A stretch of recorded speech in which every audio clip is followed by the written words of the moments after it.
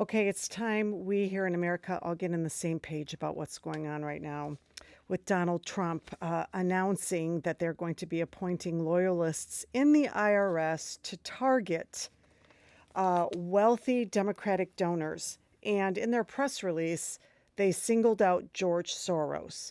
Now, you guys have to understand why they use George Soros's name. George Soros was painted by QAnon and all the other conspiracists online that were backed by other countries that helped get Donald Trump elected. He was painted as the Antichrist. He was painted as the virtually the richest man on earth that was funding the deep state.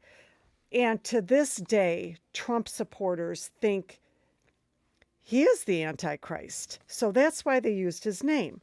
But you and I have to be crystal clear why he was always targeted from the beginning.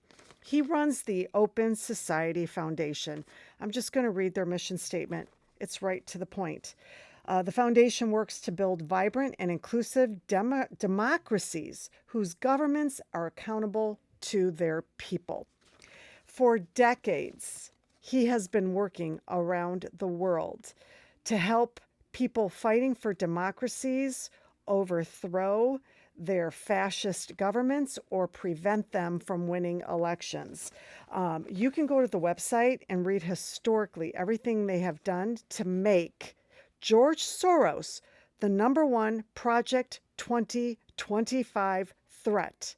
The number one Project 2025 threat.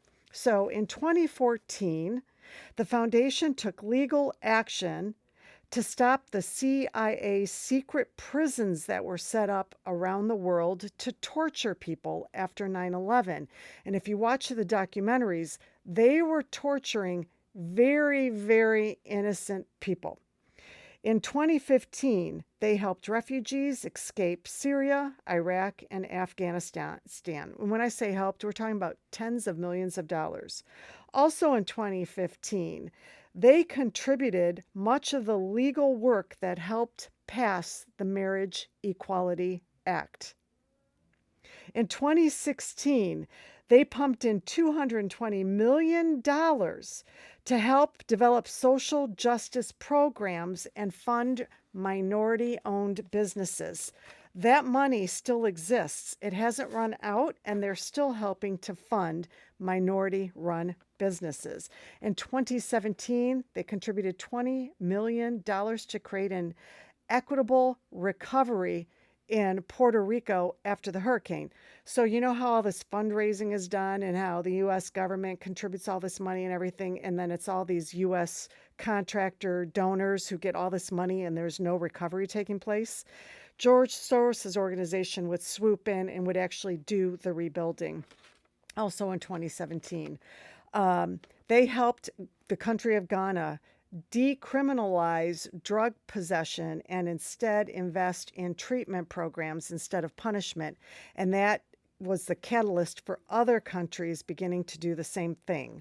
Also in 2017, they started supporting all of those individuals and organizations and independent media in country after Orban won to help overthrow and get that fascist regime out of there.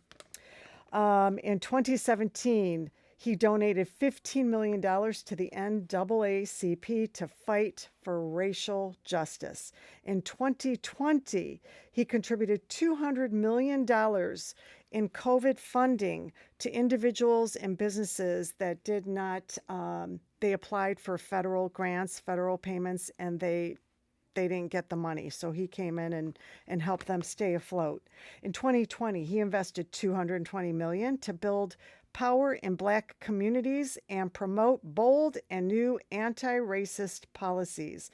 And in 2022, he contributed $25 million to Ukraine, not only to help with displaced citizens, but also to fund those that were reporters that were documenting Russian war crimes. The list goes on and on. He is the fascist enemy number one. He's Project 2025 enemy number one. This is why this Trump administration demonized George Soros in the beginning and why they are targeting him via the IRS right now. So there you go.